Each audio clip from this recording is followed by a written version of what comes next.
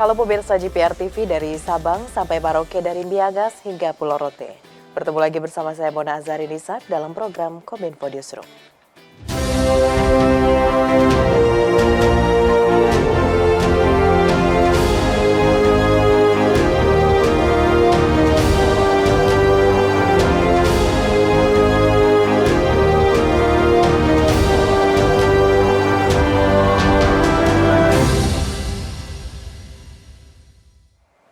Pemirsa, kita ke informasi pertama. Presiden Joko Widodo mengancam bakal menutup pabrik yang tidak memasang scrubber atau penyaring pada cerobong asap pembuangan.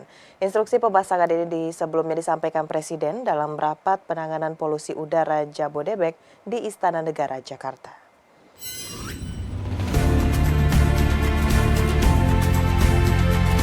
Presiden Joko Widodo menegaskan pemerintah akan menjatuhkan sanksi bahkan menutup industri yang menyebabkan polusi dan tidak menaati peraturan. Industri yang mengakibatkan polusi harus melakukan perbaikan dan memasang penyaring pada cerobong asap pembuangan atau scrubber jika tidak ingin disanksi. Sanksi tegas harus dijatuhkan karena polusi berdampak pada kesehatan masyarakat yang harus dibayar dengan harga yang sangat mahal. Sanksi pasti dan bisa ditutup.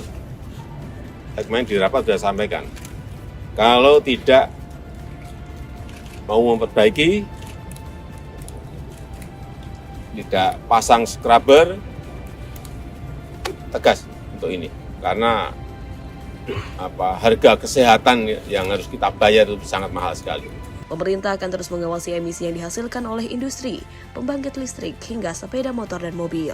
Presiden mengatakan hal itu merupakan salah satu upaya yang dilakukan oleh pemerintah untuk mengatasi polusi, selain melakukan modifikasi cuaca. Di samping itu, Presiden juga mengajak masyarakat ikut mengatasi polusi dengan menggunakan transportasi publik atau kendaraan listrik, menanam pohon di kantor-kantor, dan melakukan bekerja dari rumah atau work from home. Perpindahan dari transportasi pribadi ke transportasi publik, ke transportasi massal, penanaman pohon yang sebanyak-banyaknya di kantor-kantor, di halaman kantor-kantor yang memang belum ada pohonnya, diwajibkan dan diharuskan. Presiden Joko Widodo menyampaikan bahwa usaha bersama dibutuhkan untuk mengatasi polusi udara di wilayah Jabodetabek.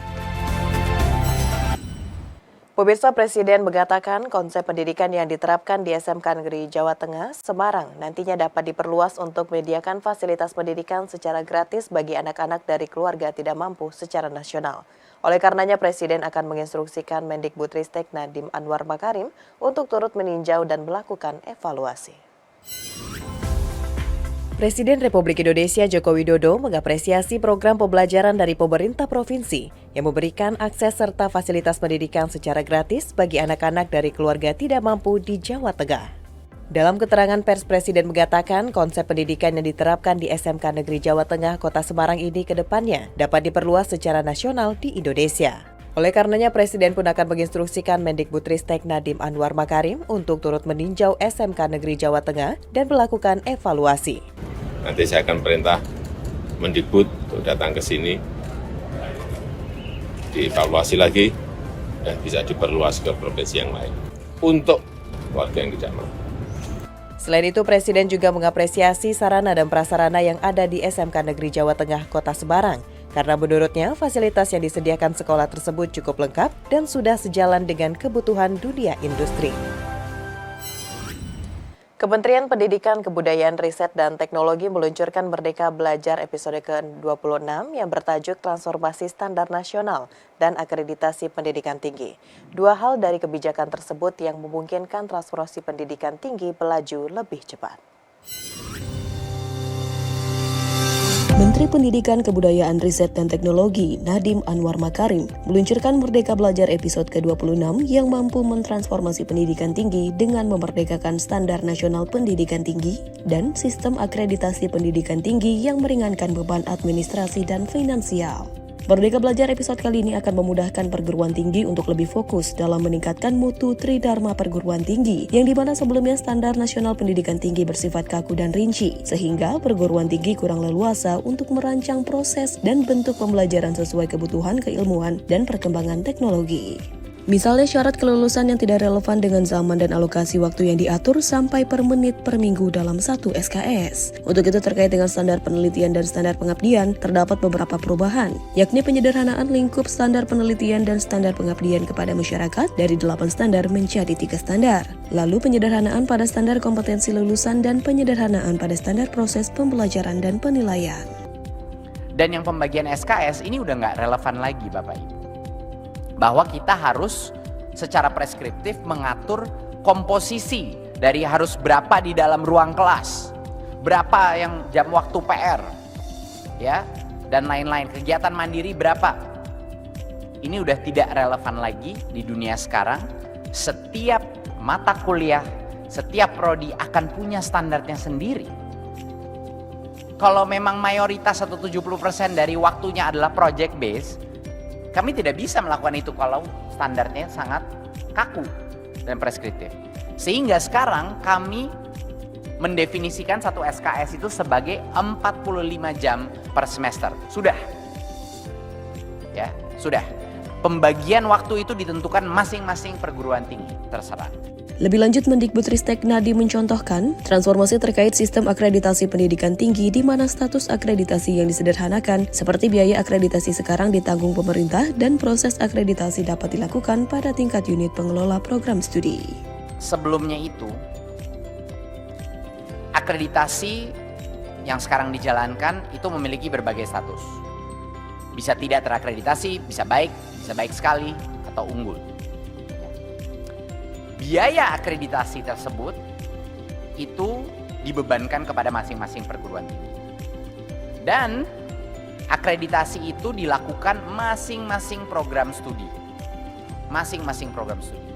Sekarang kita akan memindahkan, menyederhanakan dan membuat ini jauh lebih simpel. Di mana status akreditasinya kita sederhanakan, pemerintah yang akhirnya akan menanggung biaya akreditasi wajib. Kita ke informasi lainnya pemirsa, Menteri Koordinator Bidang Kemaritiman dan Investasi Luhut Binsar Panjaitan mengapresiasi capaian penanganan Sungai Citarum yang mengubah air cemar berat menjadi cemar ringan. Luhut juga akan mengadopsi teknologi insenerator di daerah lain yang diklaim dapat mengendalikan sampah sekaligus mengantisipasi pencemaran udara. Menteri Koordinator Bidang Kemaritiman dan Investasi Luhut Binsar Panjaitan mengunjungi tempat pengolahan sampah terpadu atau TPST Oxbow Cicukang, Bandung, Jawa Barat. Pengelolaan TPST Oxbow Cicukang ini dapat menyelesaikan permasalahan sampah di Kabupaten Bandung dan Jawa Barat dengan menggunakan teknologi refuse derived fuel atau beberapa insenerator. Insenerator diklaim mampu menghancurkan 1 ton sampah dalam waktu 1 jam. Dalam keterangan persnya, Menko Luhut menyatakan optimistis TPST Oxbow Cicukang ini dapat menjadi role model atau percontohan pengolahan sampah untuk seluruh kabupaten kota lain di Indonesia. Jadi kita audit BPKP, kita masukkan e-katalog sehingga nanti kita wajibkan seluruh daerah-daerah sampah untuk menggunakan itu sehingga akan mengurangi pencemaran, pembakaran sampah. Karena saya lihat tadi terbang helikopter masih banyak spot-spot pembakaran sampah. Nah, dengan ini tadi kita lakukan, saya kira akan mengurangi nanti pembakaran sampah dan mengurangi juga masalah polusi udara. Luhut menambahkan capaian dari penanganan Sungai Citarum dinilai baik, mulai dari penanaman di bagian hulu sebanyak 10 juta pohon oleh berbagai instansi dan pengendalian limbah industri sehingga mutu air Sungai Citarum dari cemar berat kini telah menjadi cemar ringan. Pemerintah melalui Kementerian Pekerjaan Umum dan Perumahan Rakyat memulai pembangunan 47 rumah susun bagi aparatur sipil negara dan pegawai pertahanan keamanan di Ibu Kota Negara Nusantara, Kalimantan Timur. Sejumlah fasilitas penunjang akan dihadirkan di masing-masing tower rusun dengan target selesai pada Desember 2024.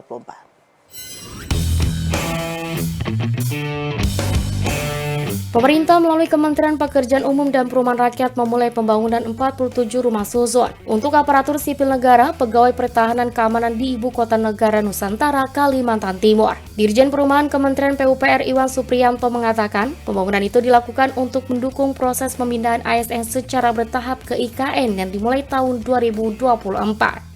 Beberapa proyek KPBU rumah susun yang saat ini sedang disiapkan antara lain rumah susun KPBU Cisaranten Bina Harapan ini di Bandung, kemudian rumah susun KPBU Tambak Wedi, kemudian rumah susun KPBU Karawang Spur, dan juga proyek yang untuk menunjang pembangunan Nusantara, Ibu Kota Negara, yaitu rumah susun bagi ASN, TNI, Polri. Secara keseluruhan dari 47 tower rusun ASN Hankam memiliki total 2.820 unit dengan tipe 98 meter persegi untuk tiap unitnya. Pembangunan rusun terdiri dari 31 rusun untuk ASN dengan jumlah 1.860 unit. Kemudian rusun Hankam terdiri dari 7 rusun untuk personil Polri dan Badan Intelijen Negara serta 9 rusun untuk pasukan pengamanan Presiden dengan total 960 unit. Rusun ASN Hankam berlokasi tersebar di kawasan inti pusat pemerintahan dan IKN Sub WP1A dengan total lahan seluas 45,91 hektar. Masing-masing tower dibangun setinggi 12 lantai terdiri dari lantai 1 dan 2. Dimanfaatkan untuk podium fitness, public space, dan sebagainya, sedangkan 10 lantai sisanya untuk hunian. Dalam proses pembangunan rusun ASN Hankam di IKN Nusantara, Kementerian PUPR menerapkan sedikitnya 3 kriteria pelaksanaan pembangunan dengan prinsip environmental, social and government atau lingkungan, sosial, dan tata kelola. Pemirsa, usai jeda pariwara, kami akan kembali dengan informasi lainnya. Tetaplah bersama Kominfo Newsroom.